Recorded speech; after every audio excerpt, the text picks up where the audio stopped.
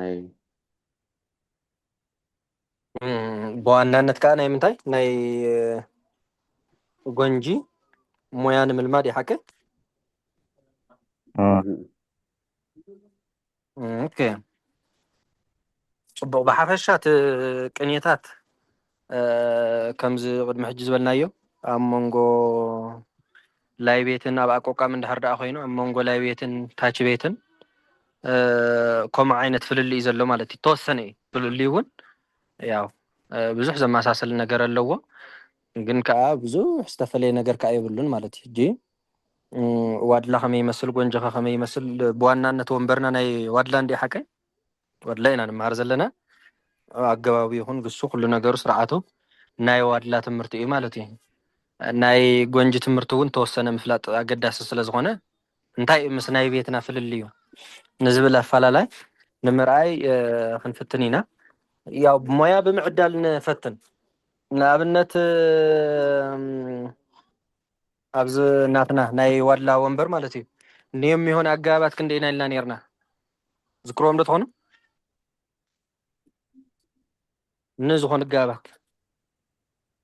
خمسة መን እዮም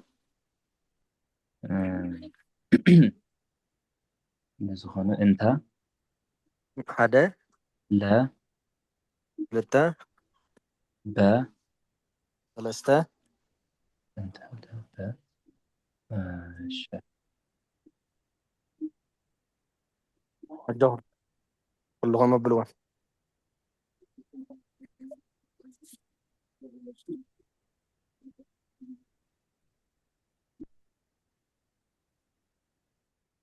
ሓጋገዙ ክንደይ ጠቂስካ እስኪ መልሰን እንተ أنت لا ب ውስተ هو بس ላኢለ عائلة መሊኦም ዳ ሓሙሽተ هو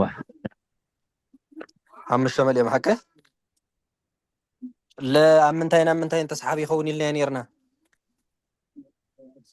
سبها زمرة عبسة هو سبه لسم እግዚአብሔር ኢልና እንታይና ለምን ነርና ሞዩ ትርጉሙ መጀመሪያ እግዚአብሔር ስምን ምን አድርጉ አመስግኑ በወንበርና እዚ ጅሙያ ክንዕድሎ ከለና ከመይ ገርና ኢና ንዕድሎ ካብዚ ዝጅምር ኣፈላላይ ኣብ ትርጓሜ ኣፈላላይ ኣየምፅእ ተረዲኹምኒ ፍንጭል ፍንጭል እንዳበልና ንርአዮሞ እግዚአብሔር ተፈቂድዎ ከዓ ናይ ባዕልና ወንበር ምስ ወዳእና መጀመርያ እንታይ ኢኻ ትገብር ገዛኻ ተፅሪ ሓቀል ካብኡ እንታይ ትገብር ናይ ጎረቤትካ እና መጀመርያ ወንበርና ምስ ሓዝና ብድሕሪኡ ንሪኦ ክኸውን እዩ ማለት እዩ ሕጂ ከምዚ ሕሜታ ኢና ሓሚና ዘለና ገዛ እንዳኮስተርካ ናይ ባዕልኻ ፅሬት እንዳፅረኻ ሓሚዮ ነገር ምሸሎ እንዳኣከለ ገዛኻ ከመይ ይመስል እሶም ከኮስቲሮሞ ዶ ይኹን ትገዝኦም ፅርዮሞ ዶ ይኹኑ ዝብል ዓይነት ሕሜት ኣላ ሓቀል ሕጂ ከም ሕሜታ መልክዕ ጌርና እሞ ንርአዮ ፀገም ዘለዎ ይኮነን ኩሉ ክንቅፅሎ ኢና እግዚአብሔር ዕድሜ ሃበና ሕጂ ግን ተወሰነ ነገር ኣፈላላይ ረእዩ ብናትና ቤት ሰብሁ ለስመ እግዚአብሔር ኢልና የእግዚአብሔር ስምን ምን አድርጉ አጆኹም ኩልኩም ተሳተፉ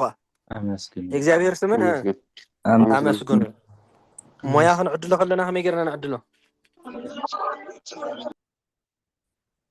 لا أجواب شون ما يتسابيه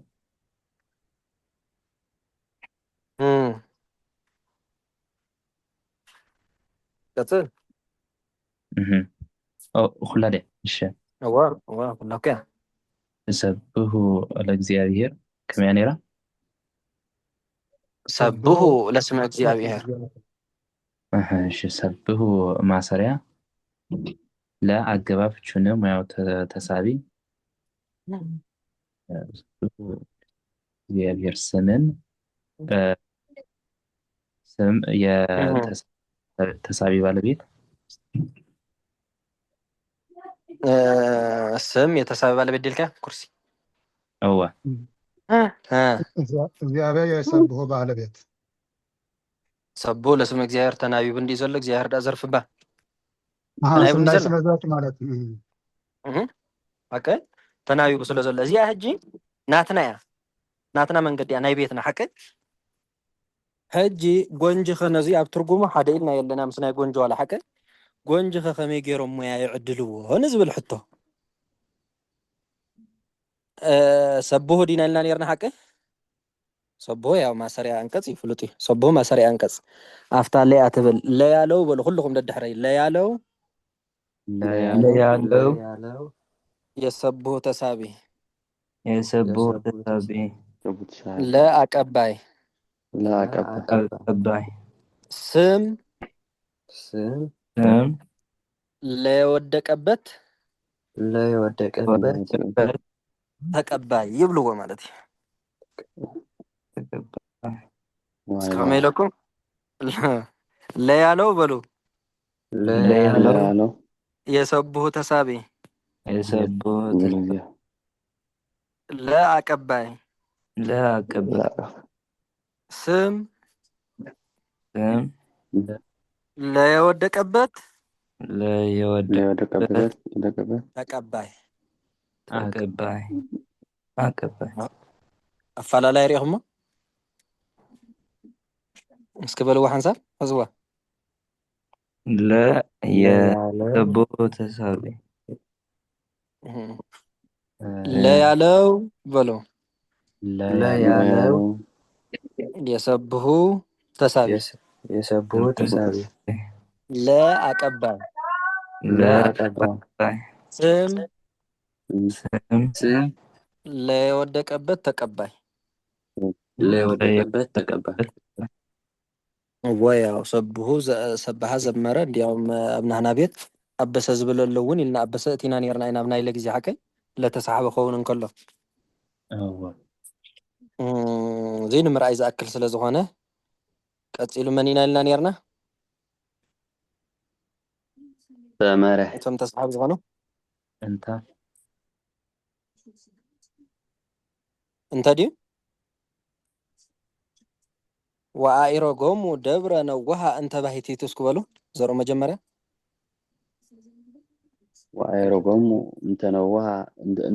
ወአኢሮጎሙ ደብረ እንተ ነዋሃ ባሕቲቱ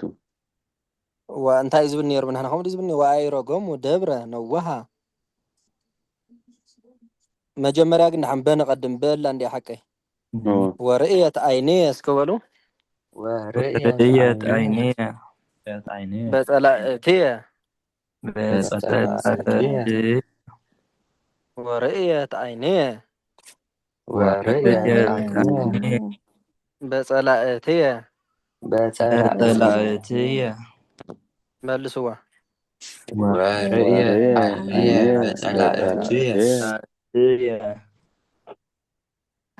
ትርጉማ እንታይ ተባሂላ እያ ትርገም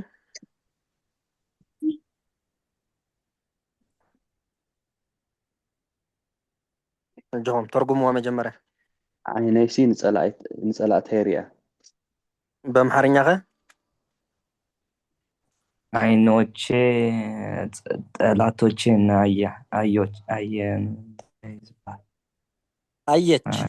አየች ብናህና ቤት እወ ትክክል እዩ አይኔ ጠላቶቼን አየች ይልና ኣለና ሓቀይ ብናትና ቤት ኣብዋ እስክሞያ እሺ ወርእየት ማእሰሪያ አይደለም ወደጋሚ ከም ደጋሚ ነገር ዋላ ሓስዋ ወደጋሚ ርእየት ዝኾነ ነገር ነይሩ እዩ ኣብ መንጎ እትይዎ ዘሎ ማለት እዩ ርእየት ማእሰሪያ ዓይኒ የርእየት በዓልቲ ቤት በጸላእትየ ተኮይኑ ሕጂ ተሰሓቢ ዲ ኮይኑ ክመጽእ ዋላ ቀባኢና ክንገብሮ እወ ተሰሓቢ ብኸመይ ገይሩ ጅ ብዛዕባ ተሰሓቢ ዝኾኑ ጋባት ኢና ክንርኢ ዘለና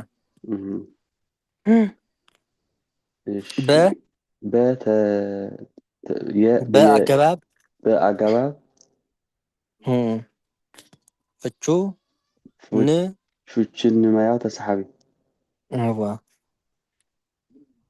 እሺ ጸላእትየ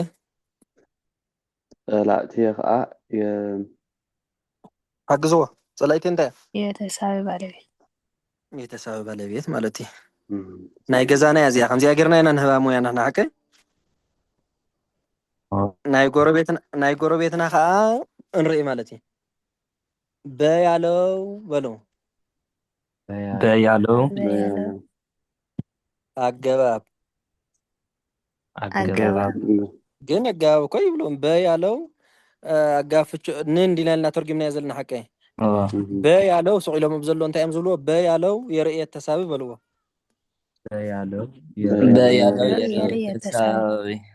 በያለው የርእየት ተሳቢ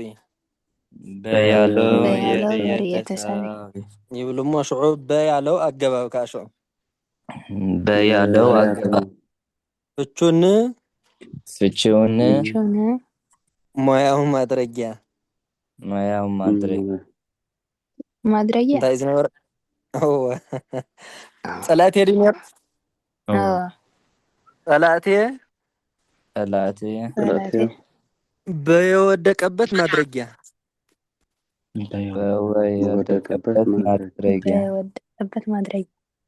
ፎቶቱ ብዙሕ ያቀ እንኳን ማሃርኩም ናዝ ሲነታ መፍላጥ ጽቡቅ እዩ ዝሮ ዝሮ ያው ናይ ጎረቤትካ ባህር ሓደ ግዜ እንታይ ዲ ብጣዕሚ ተማሂርካሊ ክትወፅን ከለኻ ኩሉ ነገር ምፍላጥካ ጽቡቅ እዩ ምሻሎ የናይ ሓይሽ ፍሉጥ ይወል ሓን ዘጠራጥር ነገር የብሉም ማለት እዩ ግን ሓደ ከዓ ከምዚ ጎንጂ ተማሂረ ኢሉ ኩሸት ክገብረልካ ከሎ ጎንጂ ከምዘይ ትፈልጥ ኮንካ ክትቀርብ ይብልካ ምሳና ስለ ዘሎት ጎንጂ እውን ፀገም ዘለዎ ይኮነ ትፈልጥዎ ኣለኩም ቀሊል ይወል ሓንቲ እኮ ኣፈላላይ ምፍላጥ ጥራይ እምበር ኣየናይ ይጠቅም ይጠፍአኩም ማለት ኣይኮነን ታናህና ክንደይ ሓንቲ ሰከንድ እኮ ይወሰደትልና ንሓቀ ብኣገባብ ፍቹን ሙያው እንታይ ነልያ ጸላይት የተሳብ እና ቀና ካለ ወራይና ኢና ኸድና ዝግን ከመይል እስከ ሀብዋ ደግንኩም በያለው ኢልኩም ጀምሩ በያለው የርእየት ተሳቢ ድንር በያለው የርእየት ተሳቢ አገባብ በያለው አገባብ ፍቹን ሙያው ማድረጊያ ጸላእቴ በወደቀበት ማድረጊያ ጸላእቴ በወደቀበት ማድረጊያ ማለት እዩ ኩሎም ክንሪእና ፀገም ዘሎ ይኮን ኣብቲ ሞያ ተዓዳድላ ከምዚ ዓይነት ተፈላለየ ኣለዎ እንተ ዋይሮጎሙ እንተ ባሂቲቶም ዲኒሩ ከመይ ፍትናህና ኣብቲ ተስሓቢ ወፈነዎም ሪኣ መስለን ወፈነዎም እንተ ባሂቲቶም ወፈነዎም እንተ ባሂቲቶም ዲኒሩ ሓቀ ብቻቸውን እንታይ ነልና ነርና ላካቸው ብቻቸውን ላካቸው ኢልና ነርና ሓቀ ኣብ ናይ ጎንጅ እኳ ዋይሮጎም ኢሎም እዮም ጥቆም መስለን ኩሉ ሓደ ዋይሮጎም እንተ ባሂቲቶም እስኩ በሉ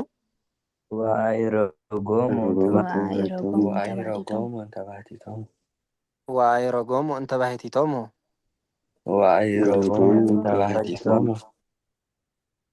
ትርጉም እንታይ ማለት እዩ ብቻቸውን አወጣቸው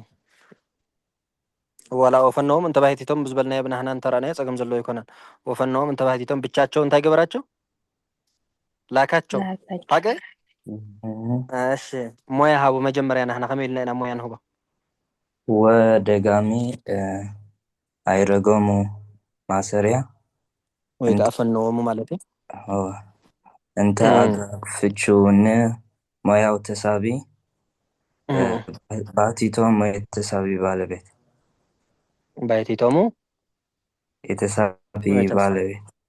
የተሳቢ ባለቤት ማለት እዚኣ ፅፍፍቲ ናህና እያ ሓቀይ ናይ ዋድላ ቤት እያ እዚኣ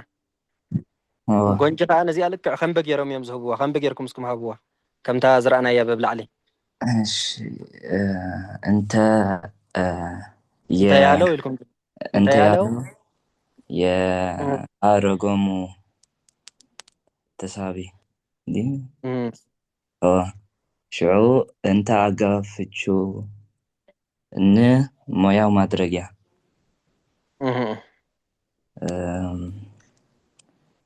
እንታይ ነይሩ ባቲቶም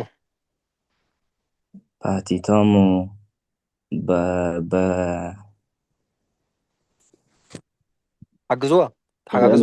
በበ ወደቀበ በእንተ የወደቀ ማድረጊያ እንተ የወደቀበት ማድረጊያ ማለት እዩ ከምዚኣ ኢሎም ሞያ ይህዋ መን ተሪፍና ካለ ከምኡ እንተደኣ ኮይኑሲ ክልቲኡ ማድረጊያ ይኸውን ኣሎ ማለት እኮ እቲ እንተ ማድረጊያ ተባህቲቶም ከዓ ማድረጊያ ይኸውን ኣሎ ብጣዕሚ እኮ ዝገርም እዋ በቃ ከምኡ እዮም ዝገብርዎ ኣረ እንዲያውም ንኸይድ መፍቲ በዓል ውስተ ምስ በፃሕና ስክገርመኩም ንምንታይ ኢልካ እንተሓተትካዮ መልሲ የለን መን እያ ተሪፋትና ዘላ ውስተ ድዩ ውስተ እንታይ እዩ ዝብል ነይሩ ውስተ ዝክርዎ ዶ ትኾኑ ውስተ ተሰሓቢ ክኸውን ከሎ ወነፀሩ ውስተ ግብረ ጴጥሮስ ድዩ ነይሩ ነፀረ እሳ እኳ ላዕለ ኣብየል ወላዕለ መስዋእቲ ድዩ ሓቂ ነይሩ ዝነበረ ውስተ ውስተ ተሰሓቢ ክኸውን ከሎ ይዘከርኩሞን እንዳሓን ዝኾነ እንድንግበረሉ እሞ ብናይ ጎንጅል ላዕለ መስዋዕቱ ገለት እሳ ናይ ላዕለ ናይ ውስተኸ ርእዩ ውስተ ግብረ ጴጥሮስ ወላዕለ ግብረ እግዚኣብሔር እሳ ገለ እያ ትብል ነይራ በቃ ርእዩ ውስተ ግብረ ጴጥሮስ ዝበለ እንድንረ በቃ ፀገም ዘለዎ ይኮነ ርእዩ ውስተ ግብረ ጴጥሮስ እንታይ ማለት እያ በኣና ክንትርጉማ ከለና እዚኣ የጴጥሮስ ስራን እዩ እሺ ሃብዋ እዚኣ ብናትና ቤት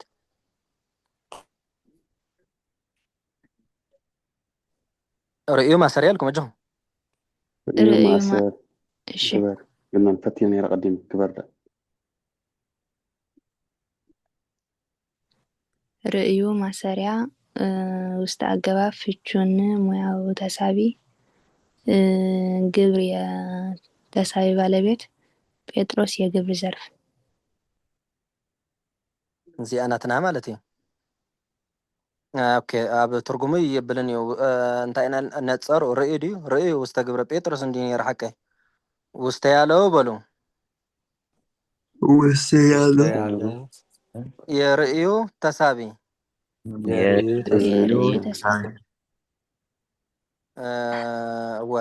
በያለው እንታይ የርእየ ተሳቢ ዲና ኢልና ነርና ብታሕትዎ ከምኡ ማለት እዩ ኣካይዱ ሓደ ውስተ ያለው እንታይ ኢልና ያለና የርእዩ ተሳቢ ገረመኩም ሽዑ ውስተ ያለው ኣገባብ ካበሉ ውስተ ያለው ኣገባብ ፍቹን ሙያው ማንፀርያ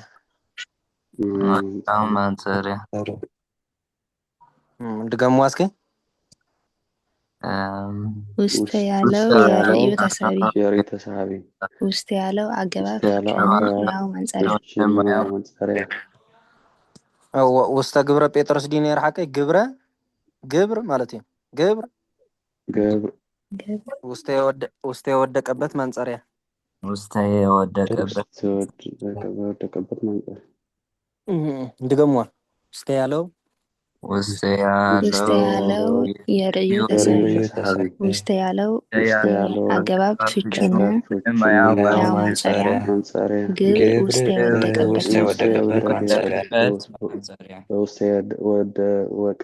የወደቀበት ማንፀርያ ውስተ የወደቀበት ማንፀርያ ይበሃል ማለት እዩ መን ተሪፍና ሸ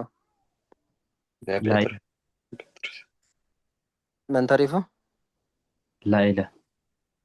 ላዕለ ከንታይ ነይሩ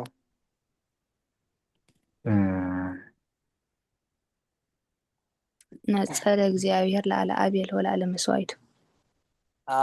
ነፀረ እግዚኣብሔር ላዕለ ኣብየል ዝበለ ንርኢ ነፀረ እግዚኣብሔር ላዕለ ኣብየል እዚኣ ከመይ ኢልና ነርና ንሕና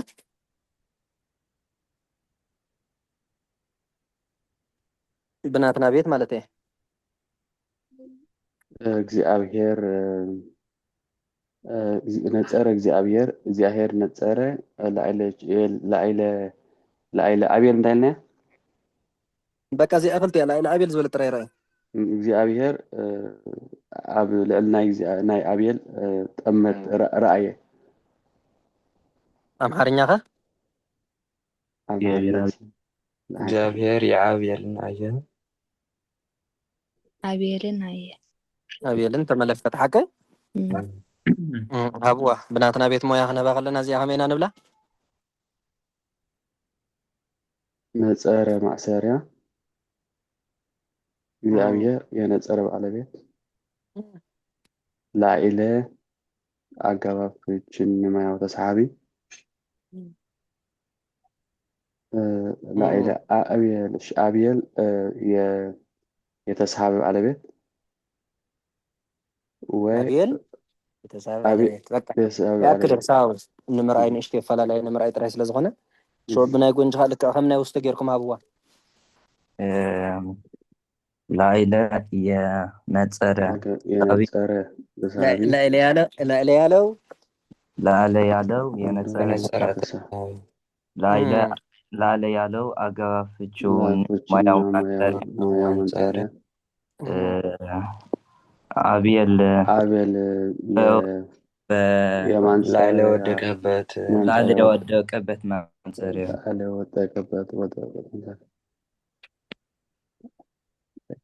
فلا يردكم ولا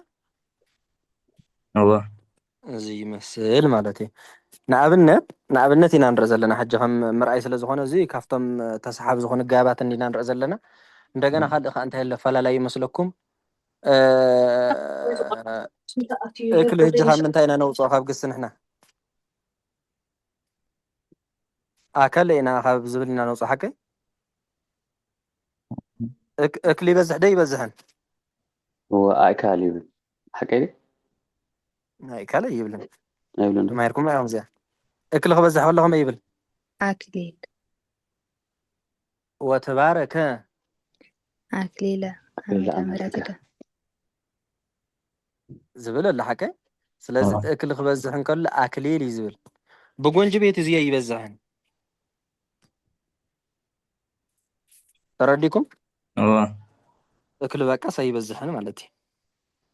نشتي نمل لا إذا أكل مفلات إذا أكل يمدر خبزحن كله بقى أنا خم يبل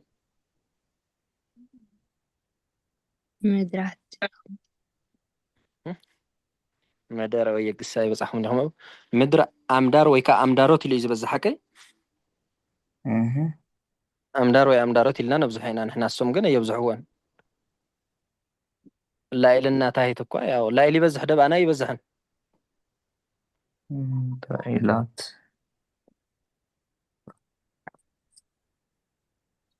عافي بزح ده يبزحن أي بزح أي بزحن حكي ويا زكوا حدا نرخب النجار اللي زي بزح اللي مغنياتني حدا سب عفوا خندي سلزخونت يا أنت سلزخونت أي بزحن مالتي مجمّر ياسكن رأي خابز زرعكم من تاير فيكم خابز انتهى عينة الفلالة وانتهى رأيكم خابز تسحب زغوني النظر أنا يوم مالتي توم سلسته ማድረግ ያለም ተዋሂቦም ቶም ተኻመን ጽሬም ننصر يا لم توهيبهم مبزحتي ጊዜ በቃ ጎንጅ ማለት ነው ያው ወሃብን ከለ ዳርጋ ሙሉ እንታይ ተባሂለ ይዝውሃብ ማንጸሪያ ተባሂለ ይዝውሃብ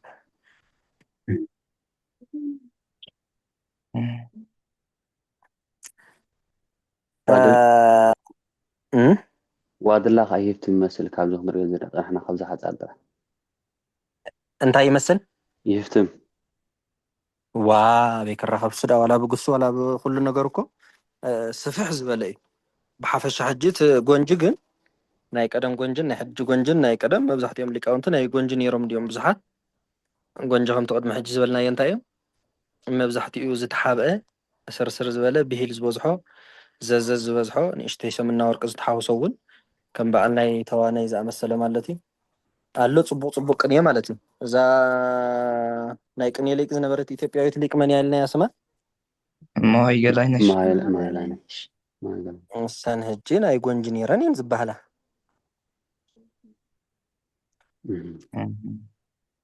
ብናታተን ቅኔ ክረአን ከሎ ከዓ ያው ብጣዕሚ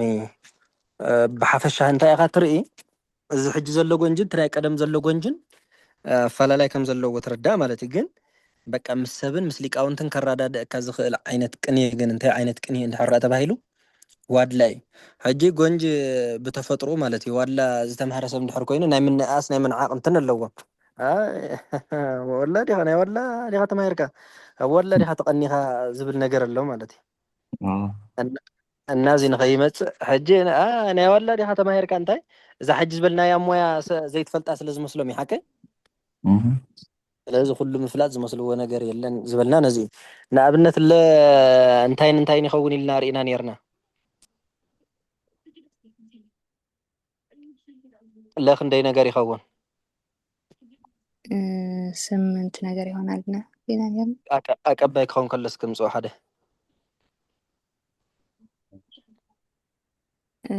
ወኣምፃ ረሃበ ለብሄር ዲ ነይሩ ኣቀባይ ክኸውን ከለስ ወደ ዲ ነይሩ እሱ ለእመሃሎ ጳጳስ እያ እሱን ደማ ኣዳማቂ እንዲስላ ኣቀባይ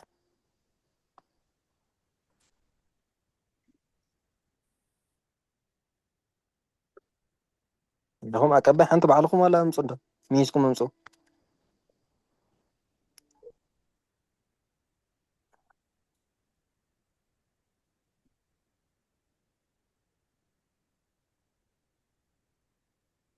سينكم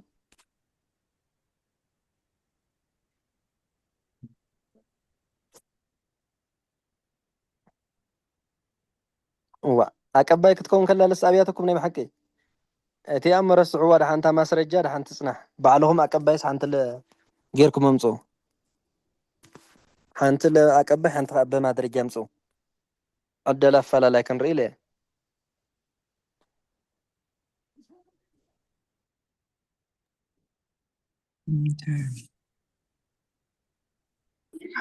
ينتا سلام البحر العربي لا أردي تدي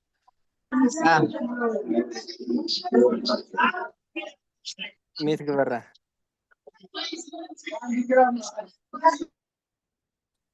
هلا مهارة أرديت أنت تولي أزبطها أن يبقى تزريف لكم نير مثلا لما أنه تكون تبل نير هذا لما أنه إلنا أنت إلنا نفتحها ترجمة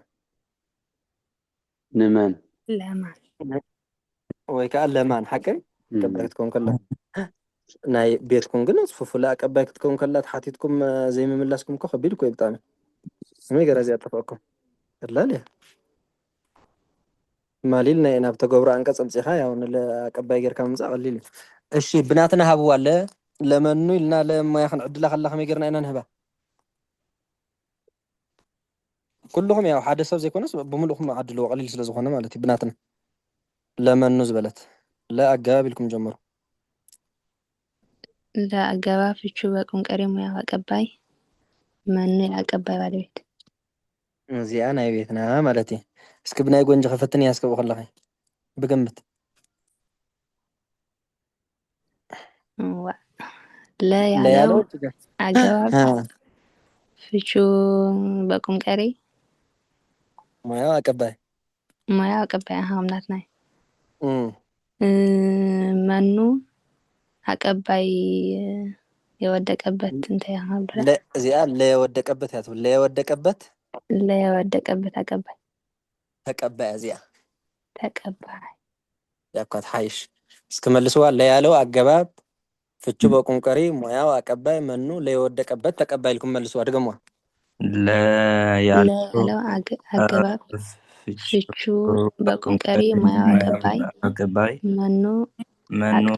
لا يودقبت تقباي منو لا يودقبت تقباي مالتي قلت في لكم بما درجة تكون كلام صو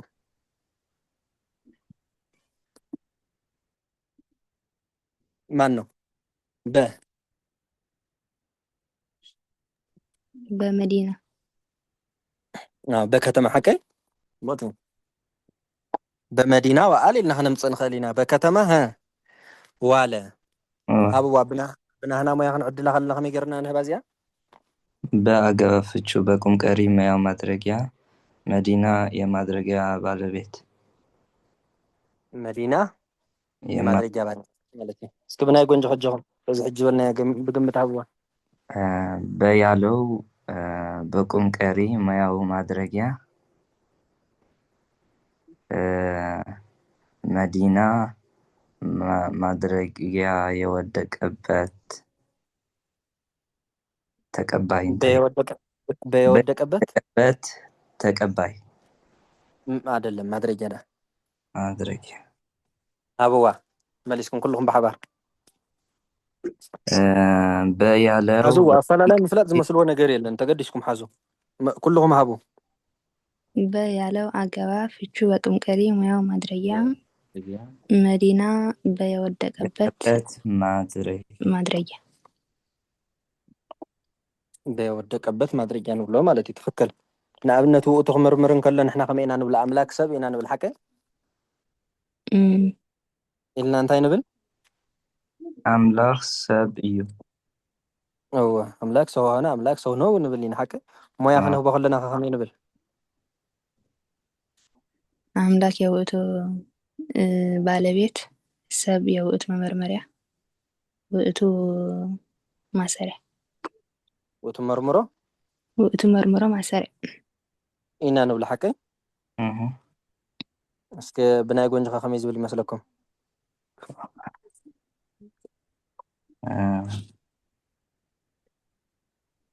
ተመሳሳሊ እዚ እኳ ንእሽተይ መሳሰልኩም ፈትንኹም ግምት ሰብ እንኩም ጀምሩ አምላክ ዲኔራ አምላክ ያለው የውእቱ ባለቤት ሰው የውእቱ መመርመሪያ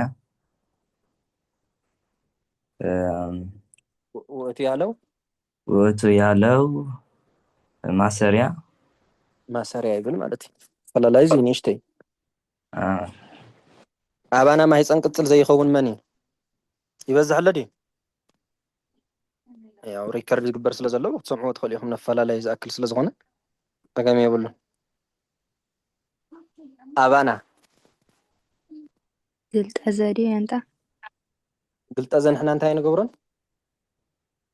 ማህፀን ቅፅል ንገብሮን ሓቀይ ከመይ ማለት እዩ ጴጥሮስ ዘተጋሃ ህፃን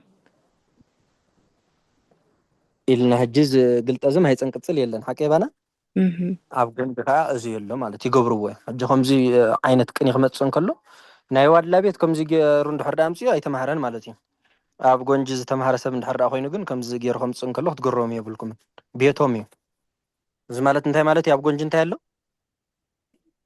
ግልጠዘ ማህፀን ቅፅል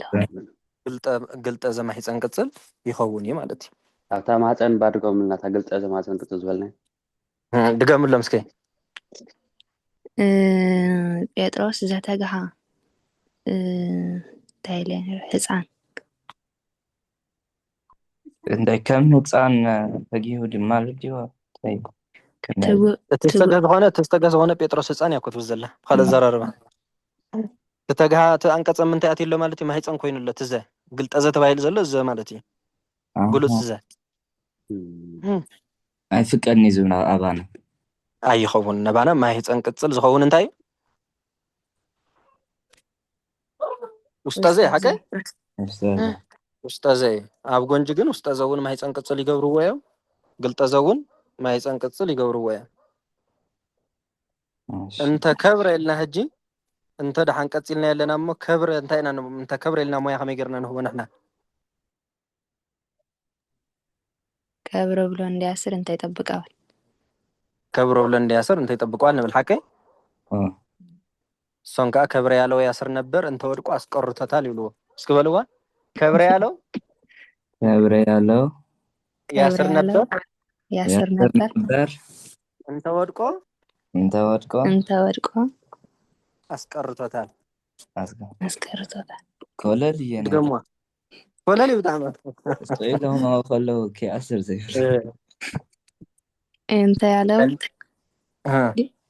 እንተ ያለው ናይ ከብረ ያለው ነበር እንተ ወድቆ አስቀርቶታል ሓቀ ያው አፈላላይ ርደኩም ለደን እሺ እነዚህ ምስል ማለት ምናልባት ከይበዝሕ ዝኾነ ንስኹም ተሓቲ ውሕቶ ከዓ ክህሉ ስለ ዝኽእል ብኡ ጌርና እንተበልናያ ፅቡቅ እዩ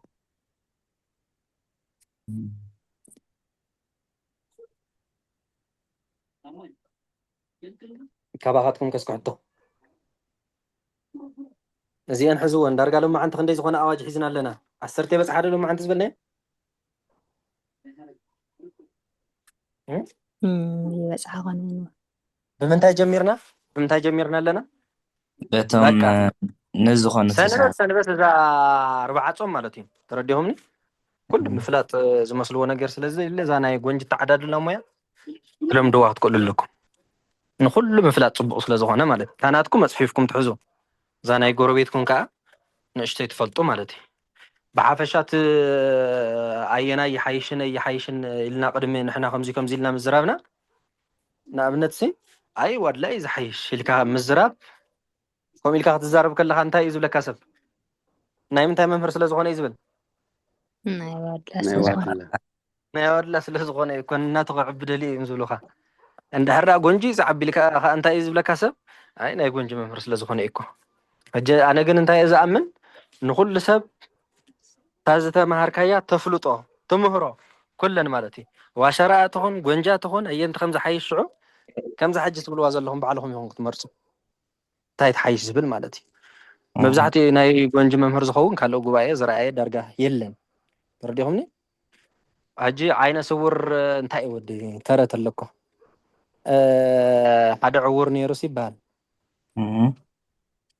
ሕጂ ዝዕውር ይመስለኒ ወቲ ዕውር ዓይነ ብርህ ኢላ ንሓንቲ ደቂቕ ገለ ተኣከል ትክራሪኹም ትኾን እታ ታሪክ ኣብ ቅድሚ ኣጋጣሚ ንመን ርዩ ደርሆ ርዩ ብድሕሪኡ ከዓ ተመሊሱ ዓዊሩ ኣብ ዓለም እሲ ዝሓየለ ነገር ወይ ድማ ዝበለፀ ነገርስ እንታይ ኢልካ ተኣምን ኢሎም እንታይ ኢሉ ንሱ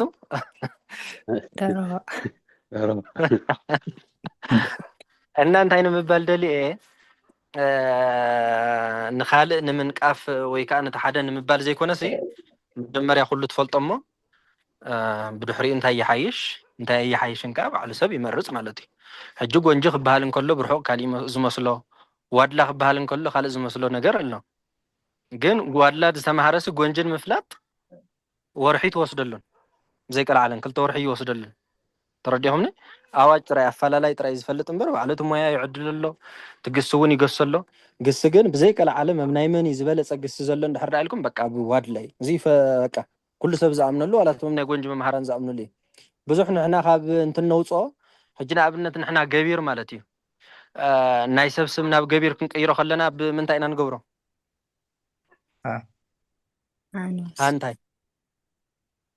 ሃንታይ ንገብር ንሕና ሃገዝ ሓቂ ጎንጂ ግን መብዛሕትኦም ጎንጂ ሃንታይ እዮም ዝገብሩ ሃራብ እዮም ዝገብሩ ብጣዕሚ ዝገርም ማለት እዩ ኣነ ናቶም ዘይኮነ ዝገርመንሲ እንድዒ እዞም ቅድሚ ሕጂ ዝነበሩ ሊቃውንትና ከመይ ገይሮም ኣብ ፊደላት ይጥንቀቑ ይነበሩን እንድዒ ንኣብነት ወንጌለ ማቴዎስ እስኪ ምዕራፍ 1 እስክውፅኡ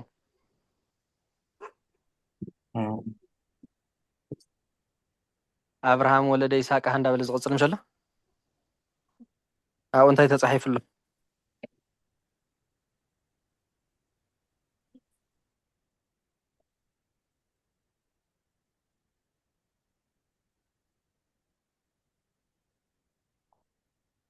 እሺ መጽሐፍ ወለዶ ኢየሱስ ክርስቶስ ወዲ ዳዊት ወዲ አብርሃም ይልሎ በግእዝ ባ እሺ እስክትገራ ቀዳሚሁ ቃል ኢሉ ጀሚሩሎ ቀዳሚሁ ቃል ውእቱ ቃል ወውእቱ ቃል ሀበ እግዚአብሔር ውእቱ ቃል ማቴዎስ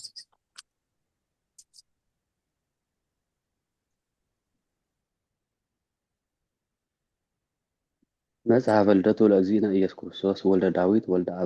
አብርሃም ወለዶ ለይስሐቅ ወይስሐቅኒ ወለዶ ለያዕቆብ አብርሃም ወለዶ አብርሃም ወለዶ ለይስሐቅ ወይስሐቅኒ ወለዶ ለያዕቆብ ወያዕቆብሂ ወለደ ይሁዳሃ ወአሃዊሁ ويهوداني ولد فاريسها وزارها እስኪ እንታይ ኣሎ እቲ ፋርየሳሓ ይሁዳ ትብሎ ዘለካ እንታይ እዩ ዘለዉ هذا أزيد هاجز له ግእ ዘሎ نن هرب على بزي እና ኣብዚ ከዓ ከምዚ ኮይኑ እንታይ ማስረጃ ሕጂ ዘቕርቡ ንሶም እንታይ እዩ ወካበይ የምፂኹም ግእዝ እዮም ዝብሉካ ግእዝ ሰበይ ረኺብኩም ይብሉካ ተረዲ ሆነ ምንም ክትብል ኣይትኽእል እዚኣ ሕጂ ያው ብኸመይ ሊቃውንቲ እዚ ተሰማዕካ የበልዎን ኣይረኣይዎን ፍልጦ ይብለይን ግን ብጣዕሚ ጌጋ እዩ ብጣዕሚ ካብ መጠን ንላዕሊ ማለት እዩ በቃ ናይ ምክንያቱ ሲ ኣብ ነባር እኳ ክንቅፅል እንከልናስ ተረዲኹምኒ ኣብ ሃራብ ናይ ሰብ ስም ናብ ገቢር ክቕየር እንከሎ ናብ ሃራብ ከም ዝቕይር ኣይረኣናን ሓቀይ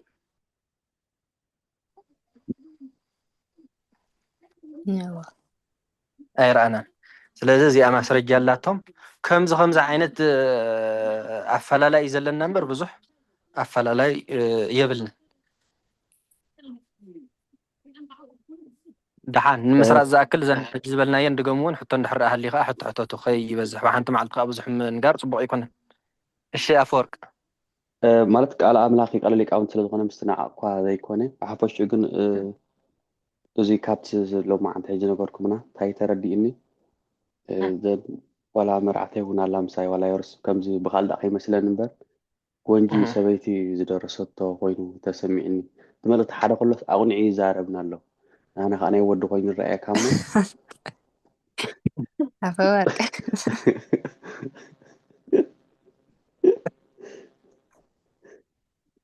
እዚ ናይ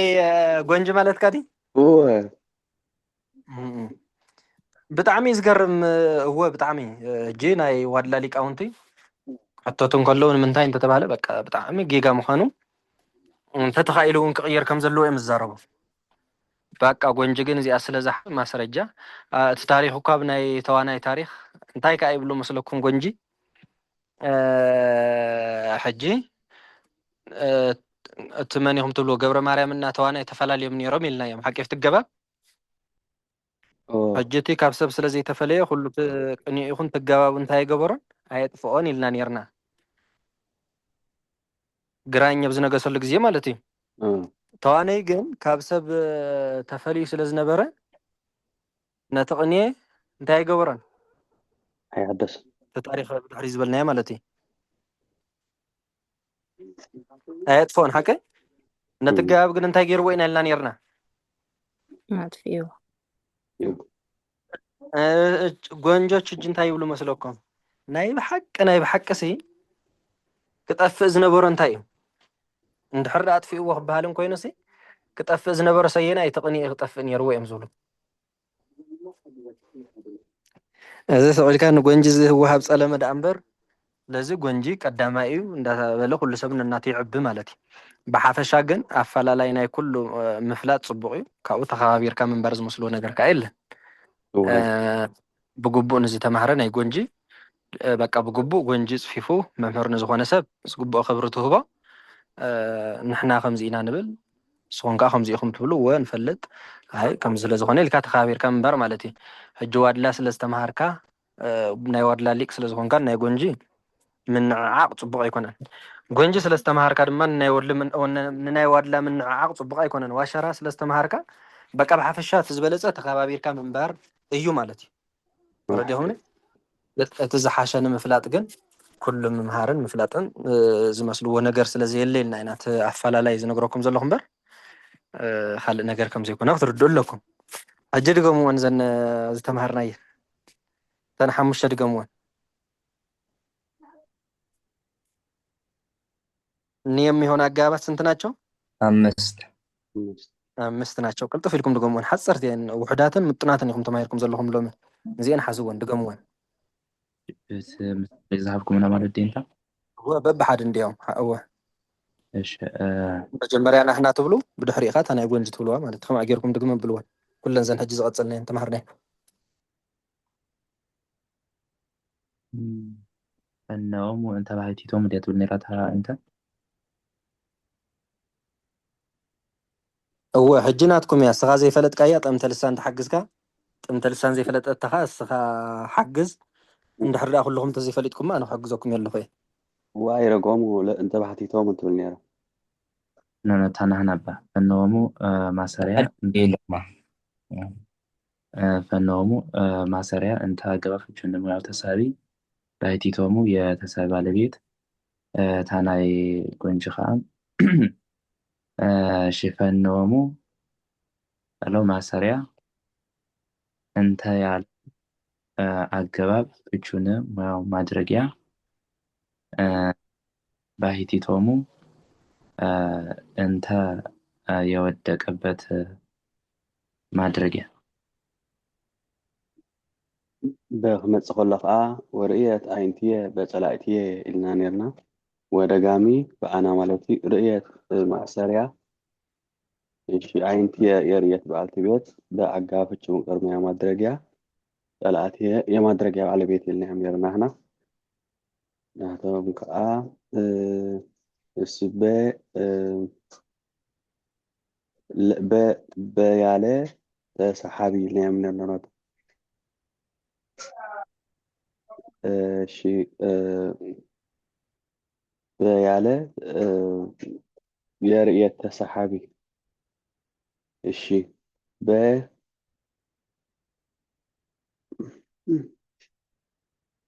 اجاهم تحقاقوا زبا كلهم حقاقسكم بلو በያለው አገባብ ፍቹን መጀመሪያ ግን ድገሙዋ ታናህና ተጋጊሎ መስለን ዘናትና ጽቡቅ ጌርኩም በልዋ ቀንድስ ያክት ተሐዘለዋ ዘሪ እሺ رؤية عيني بصلاحية ودقامي رؤية بويت دق ማሰሪያ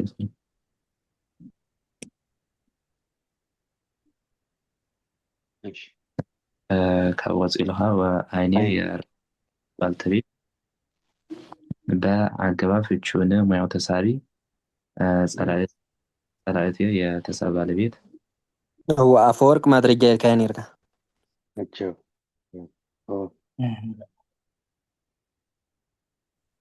ጎንች በልዋ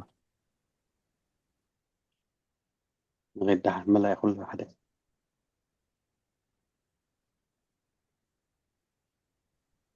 بياله يريت أصحابنا اللي أنا በያለው የርየት ተሳቢ በያለው አገባብ ፍቹ ን ሙያው ማድረጊያ ጸላእት ዲ ጸላእት በየወደቀበት ማድረጊያ የተደገመበት ሱባላ በየወደቀበት ማድረጊያ እሺ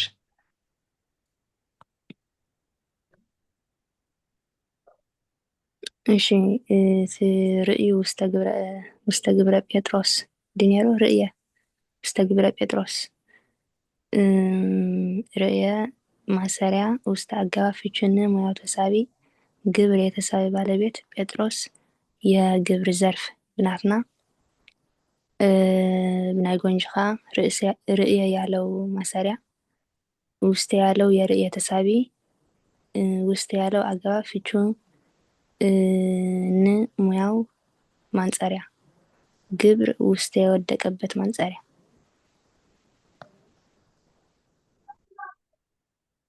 ጴጥሮስ ዘርፊ ሱስ ዘርፊ የእንታ ዘርፊ ምሽ ኣብ ዘርፊ እንፈላለን ኢና አይ እንፈላለን ነሳስዎ ወላ ጠቅሊልና ደ ኩልኩም እንፈላለ ኮይና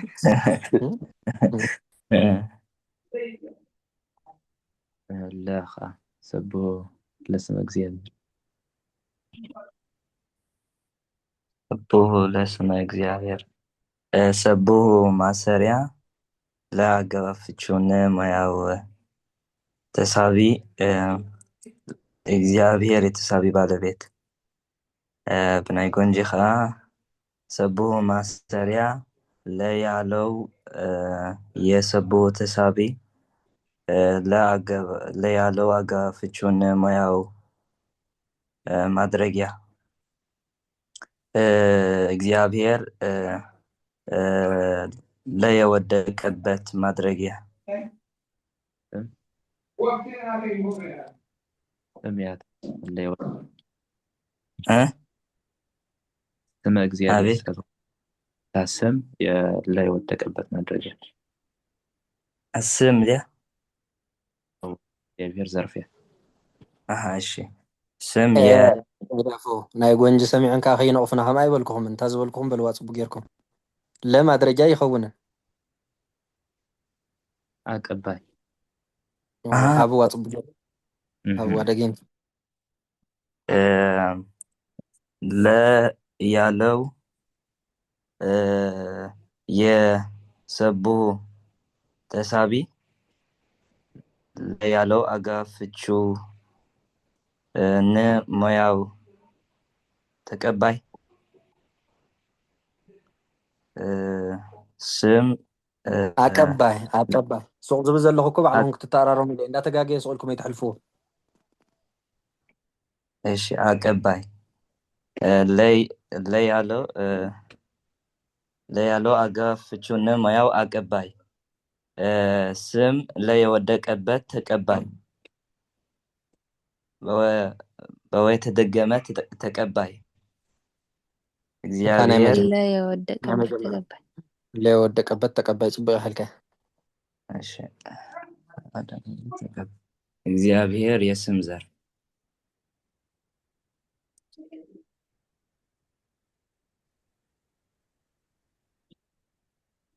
የኔታ ታናይ አቀባይ ክትኮን ከላ በአና ማለት እዩ እዋ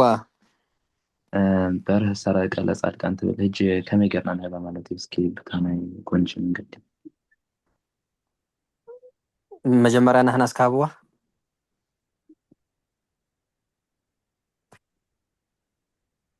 ሃባ ብናትና መጀመሪያ በርህ የሰረቀ ባለቤት ሰረቀ ማሰሪያ ለአገባፍቹ በኮንክሪት ባይ ጻድቃን ያቀባይ ባለቤቶች ሕጂ ብናይ ጎንጂ ድያ አፈላላይ ዝበሃል እኮ ይብላን ለያለው በል እሺ ለያለው ከምዛ ዝበልናያ ማለት እዩ ብተሰሓቢ ስለምፂና ዘለና ዲብዚ ጨዋ በቃ አቀባይ ለአቀባይ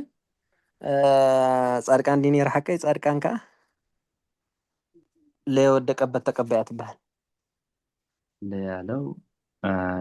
እሺ ለያለው አቀባይ ጻድቃን ደግሞ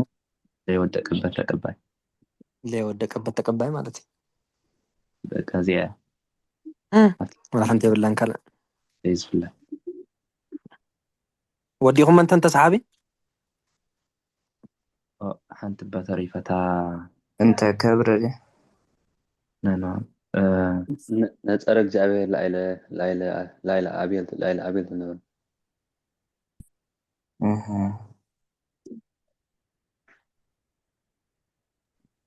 ነጸረ ማሰሪያ እግዚአብሔር የነጸረ ባለቤት ለአለ አገባ ፍቹንም ሙያው ተሳቢ አብየል የተሳቢ ባለቤት ብናይ ጎንጂ ከዓ ነጸረ ያለው ማሰሪያ እግዚአብሔር የነጸረ ባለቤት ለአለ ያለው አገባብ ፍቹ ለአለ ያለው የነጸረ ተሳቢ ዲ ለአለ ያለው የነጸረ ተሳቢ አይደለ መጀመሪያ ተባይላ ዲያሳ እሺ እሱም ስበልከኝ ለአለ ያለው አገባብ ፍቹን ሙያው ማንጸሪያ አቤል ለአለ የወደቀበት ማንጸሪያ ግን እንትን ደምሓሸ ነይሩ ካብ ለአለ የወደቀበት ማንጸሪያ አቤል የማንጸሪያ ባለቤት ተዝብል ደምሓሸ ሓቀይ ዋላ ከምኡ ኮይኑ እዋ ከምኡ እንዲ ሕጂስ ከምዚ ንክልቲኡ ማንጸሪያ ይገብረሎ ማለት እኮ አቤል እውን ማንጸሪያ ይኸውን ኣሎ ብጣዕሚ ዝገርም እኮ ካልእ እንታይ ኢና ኢልና ነርና እዚአን ሓሙሽቲአን ተሰሓቢ ክኾና ከለዋ ሙያ ተዓዳድላ ብናይ ጎንጅን ብናትኩምን ሒዝኩመን ኣለኹም ቀፂልና እንታይ ርኢና ነርና ግልጠ ዘሪእና ነርና መስለኒ ወዚኣ ከዓ ያው ሪኢኹም ኣዋጅ ኣፈላላይ ማለት እዩ ብናይ ጎንጂ ግልጠ ዘንታይ ይኸውን ኢልና ሓቀይ ማሕፀን ቅፅል ይኸውን ብናትና ግን ኣይኸውንን ባዛሕ ከሎ ከዓ ንሓምለት ሕጅስ ንሕና ኣክሊልናስ ኣክሊል ንብሎ እወዚ ነብዝሕና ኣምዳር ኣምዳሮት ንብል ንሶም ከዓ የብዝሕዎን እዚኡ እውን ኣፈላላይ ኣሎ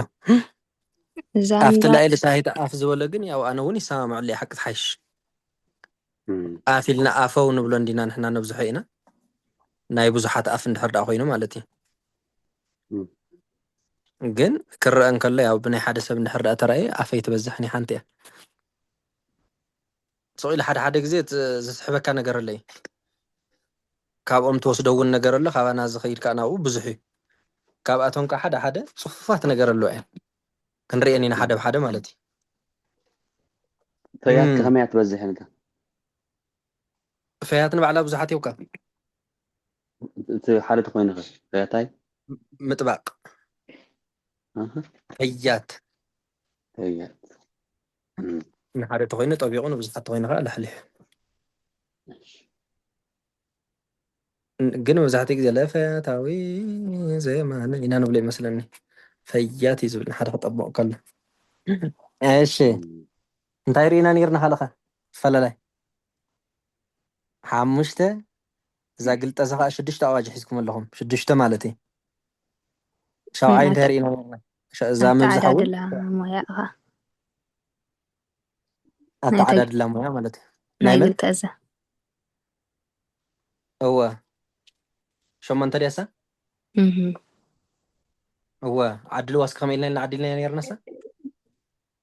እንተ ከብረ ዋላ ምንብል እንተ ከብረ ያለው ያስር ነበር እንተ ወድቆ አስቀርቶታል ነበር አስቀርቶታል ማለት እዩ ከብረ ዝበለ ሰብ 10 ነይርስ እንተ ወዲቁ ኣትሪፍዎ እንዲ ዝብል ዘሎ ንሕና እንታይ ኢና ንብል ከብረ ብሎ እንዲያሰብ እንታይ ይጠብቀዋል ለካ ፅፍፍቲ ምጥንቲ እያ ሪእዋ ሪኢኹሞ ብዙሕ ፕሮሰስ የብላ እሺ 8 በፂሕና 8 ካልኸ ውእቱ ክምርምር ከሎ ኻሪና ነርና መስለኒ ውእቱ ክምርምር ከሎ በኣና ከመይ ይብል ኣምላክ ሰብ እንተልና ኣምላክ የውእቱ ባለቤት ሰብ የውእቱ መመርመሪያ ውእቱ መርምሮ ማሰሪያ ናትና ማለት እዚ ሓቀይ ናቶም ከ ኣምላክ የውእቱ ባለቤት ሓጋገዙ ያ ኣፍትስታ የብልኒ ኣምላክ እንታይ ኢና ነርና ኣምላክ ሰብ እንዲ ነይሩ ሓቀይ ኣምላክ የውእቱ ባለቤት እዎ ሰብ ያለው ክንብል ኢና ኣብዚ ያለው ዳርጋ ኩለ ከም ሄሎ በቃ ጌርኩም ሓዝዋ ያለው ወለ ሰብ ያለው የውእቱ መመርመሪያ ቤት እወ ሰብ ያለው የውእቱ መመርመሪያ ውእቱ ያለው ካብ ነቐፅልቲ ውእቱ ያለው ዋይ ማሰሪያ ያለው አይተርፍኒ ውእቱ ያለው ከዓ ማሰሪያ ማለት እዩ ክንደይ ታሻይቲ ጽቡቅ ካልእ ኸሪእና ነርና ዶ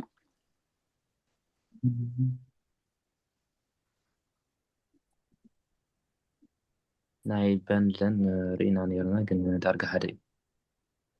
እንታይ ይፈላለየ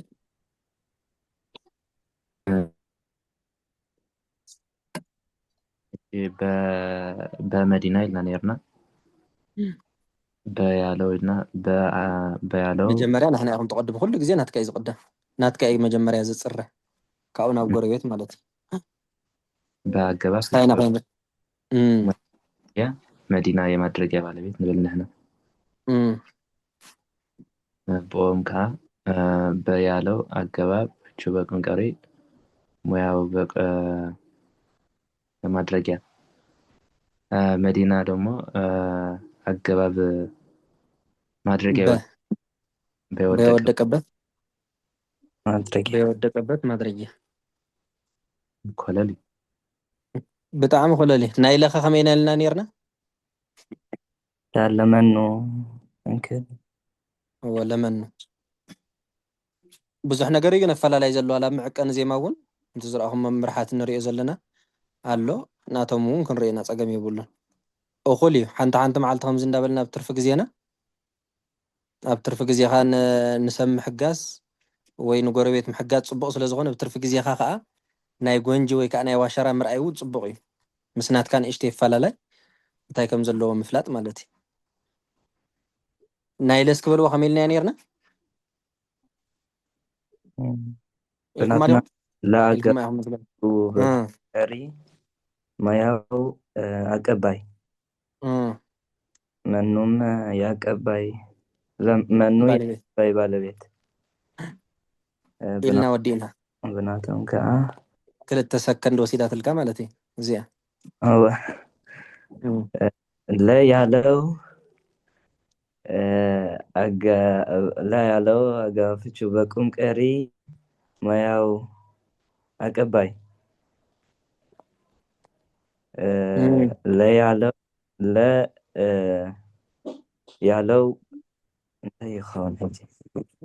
ማኑ بزنس ሓግዝዎ ለወደቀበት ተቀባይ هاشي منو لا يودك بتكبر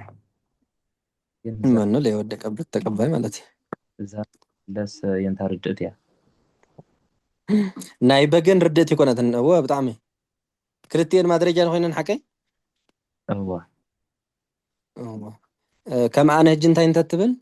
እንታይ ኢና ኢልና ነርና ታቃል በመዲና لا ዲ ነራ ሓቀይ مدينة هو መዲና እንታይ ኢና ንብል ዘለና በየወደቀበት ማድረጊያ ኢና ንብሎ ዘለና ሓቀይ ዋላ ሆም ይኹን እሞ ያው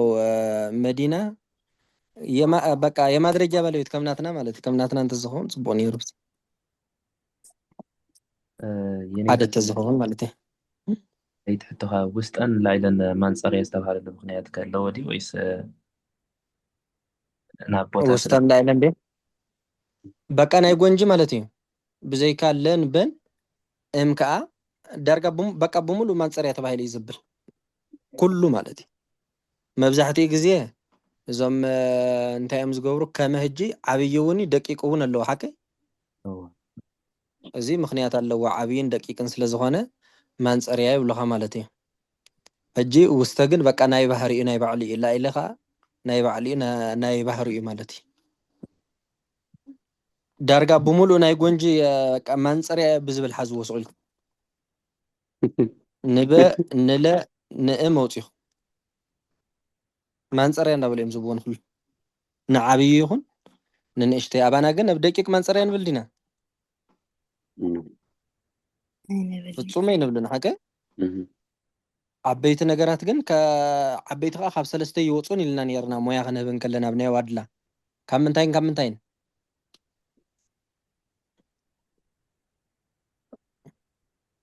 ወይ ማንፀርያ እዮም ዝኾኑ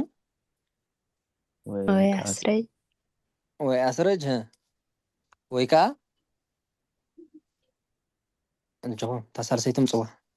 እቶም ዓበይቲ ንብሎም ንሕና ማለት እዩ ሰለስተ እዮም እኮ ዓበይቲ ብሰለስተ እዮም ዝኽፈሉ ዓበይቲ ኣጋባት ማለት እዩ ባና ኣብ ሰለስተ እዮም ዝኽፈሉ ወይ ኣስረጅ እዮም ዝኾኑ ሞያኦም ማለት እየ ወይ ከዓ እንታይ እዮም ዝኾኑ ወይ ማንፀርያ እዮም ዝኾኑ ሓንቲ ሪፋትኩም ቅፅል ቅፅል ማለት እዩ ካብዚኦም ሰለስተ ካልእ ዓብይ ክነምፅእ ይንኽእልን ኢና ጎንጂ ግን ንብሙሉእ ማንፀርያ እዮም ዝብልዎ ዋላ ንደቂቁ ዋላ ንዓብዩ ኣባና ግን ኣብ ናይ ዋድላ ቤት ኣብ ደቂቅ ፈፂምና ማንፀርያ ንብሎ ኣገባብ የብልና እዚ ወዲ ከምዚ የፈላለየ ኣለና ማለት እዩ እና እዚ ዝብል ምክንያትስ የብሉን በቃ ስቂሉ ናይ ቤት እዩ እሺ ናይ ጎንጂ ኣብ ጎንጂ ዙርያ ሕቶ እንድሕር ሃልይኩም ሕቶቱ ተዘይ ኮይኑ እዚ ይኣክለና ይኸውን እዩ ምናልባት ተወሰነ ሓደ ክልተ ሕቶ ካብ ዝወፃኢ ናይ ወንበርና ተሓትዎ ሕቶ እንድሕር ሃልዩ ሰምዐኩም ክእል እየ እዚኣ እንድሕር ኣቢላ ግን እዛ ስታይ ሪከርድ ደው ከብለልኩም ሞ ንምስማዕ ክጥዕመልኩም ማለት እዩ ኣብ በዓል ኣብዛ ጉዳይ እዚኣ ሕቶ ሃልያትኩም ሕቶቱ ካብዚ ወፃኢ እንተኮይኑ ሪከርድ ዶ ቢልና ንቅፅል የኔታ አልቦ እዚኣ ዝሓለፈ ነጊርኩምና ነርኩም እምን በና ቦታን ጊዜን ይወፅእ ኢልኩምና ነርኩም ኣብ ጎንጂ ግን ኣብ ኩሉ ይወፅእ ኢልኩም እሞ ከመይ ማለት እዩ እዚኣ ሕጂ እኳ ይበልና እንዲና ነርና ልማዓንቲ ሓቀይ እህ ኣብ ኩሉ ዳ በቃ ኩሉ ንኣብነት ተሰቅለ ቀራንዮ እንድሕር ዳ ኢልና ክርስቶስ ተሰቅለ ቀራንዮ እንተኢልና ፅቡቅ እዩ በኣና እውን ይኸይድ ክርስቶስ በቀራንዮ ተሰቀለ ንብል እሞ ቀራንዮ ማድረጃ ያወጣበት ንብል ሓቀይ እዎ ካልእ ሕጂ ቦታ ዘይኮነ ነገር ምፁ ባዕልኹም ቦታ ዘይኮነ ነገር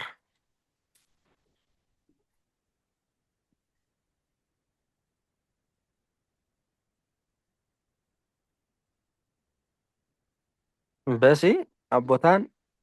እምን ማለት እዩ ኣብ ቦታን ኣብ ግዜን እዮም ዝወፁ ኢልናዮም ሕጂ እታ ተሓታ ዘለካ ሕቶ ንመልሲ ንክጥዕም ኣብ ከምዚኣ ክትወፅእ ድያ ኢልካ ኣብ ምክንያት ምፅእ ካብዚአን ወፃኢ ተሰቅለ ፈያት የልና ሕጂሲ ተሰቅለ ፈያተ ፅቡቅ በሽፍታ ተሰቀለ ዲ እወ እዚ ሕጂ ባና ይኸውን ዶ ይኸውንን እንታይ ትብሉ ኣይከውን أيوه እንታይ ኮይኑ ቦታን ጊዜን ኣብ ቦታ ቦታን ኣብ ዞት ግዜን ኣይኮነን ፈያት ቦታ ወይ ከዓ ግዜ ይኮነን ማለት እዩ ብጎንጂ ፀገም ዘለዎ ይኮነን ገብሮ ንኽእል ኢና ሞዮ ከም መድረሻ የወጣበት ክንብሎ ኣይውፅእኒ ከመይ ኢልና እንያ ነርና ናትና አንተ ወይ ናይበ በማድረጊያ የወጣበት ዲና ኢልና በያለው አገባብ ፍቹ እንታይ ኢልና ነርና ፍታ ትርጉማ በቁም ቀሪ ማያው ማድረጃ ኢልና ነርና ሽዑት መዲና እንታይ ኢልና ነርና የማድረጊያ ባለቤት አይ ናይ ብጎንጂ በወደቀበት ማድረግ ወደቀበት ማድረግ አዋ ችግር የብሉና ኣብዚ ስንራኸብ ኢና በፈያት ኢልና ዘለና ማድረጃ ያወጣበት ወይ በየወጣበት ይባሃል ፀገም ይብሉ ይብልዎ በየወጣበት ወይ ከዓ ማድረጃ ያወጣበት ማለት እዩ ኣብታ ናይ ጎንጂ ክልተ ሞያ ኣለዎ ማለት እዩ በቲ ተሰሓቢ ኮይኑስ በቲ ካልእ ሓደ ከዓ የውድቆ ኣሎ ማድረጊያ ከይገብር ተሰሓቢ ይኸውንን በቃ ሕጂ እኮ ብምንታይ ኢና ንዛረብ ዘለና ንሕናስ ንምንታይ ኢና ንብንእምን ቦታ ናብ ግዜን ጥራይ ነውፅኦ እዩ ጎንጂ ኸ ከመይ ገይሮም እዚ ኣዋጅ እዚ ከብ ጎንጂ ኸ የገልግል ድዩ እንዲ ዝሓትት ዘሎ ሕጂ ተሰቅለ ፈያተ ክንብል ከለና በሽፍታ ተሰቀለ ክንብል ከለና ሲ ንምንታይ ካብ ፈያት እታ ፈያትስ ተሰሓቢት ኣይኮነትን ገቢር እንድያ ኣገባብ ከዓ ካብ ገቢር እዩ ዝወፅእ ማለት እዩ ስለዚ ንምንታይ ካብኡ ወፅያ እያ ተሕቶ ኣብዚ እኳ እቲ ትርጉም ስለ ዘኽይድ ሕጊ ዳ ኮይኑ ናህና ከም ኣዋጅ ከም ወንበር ዳ ሒዝናዮ እምበር ብሽፍታ ተሰቂሉ ይበሃል ዶ ይበሃልን ብሽፍታ ተቐቲሉ ይበሃል ዶ يبهر أنت هو ይበሃል እዚ ብጎንጂ ቤት እውን ፅቡቅ እዩ እንዲያውም እዚኣ ብኣና ክትእረም ዝግባእ ነገር እያ ማለት እዩ በቃ ሕጊ ኮይና ስለ ዝተበለት ኣብ ጎንጂ ቤት ንበል ንእምን ካብ ቦታን ካብ ግዜን ወፃኢ ክትምፅእን ኣይትኽእልን ኣዋጅ እያ ኣብዚ ከዓ ሓደ ሓደ ግዜ ናብ ጎንጂ ገፅካ ዘንብብ ምባልካ ፅቡቅ እዩ እዚ ወዲ ከምዚ እዩ ዘለና ንሎምን ጎንጂ እዚ ይኣክልና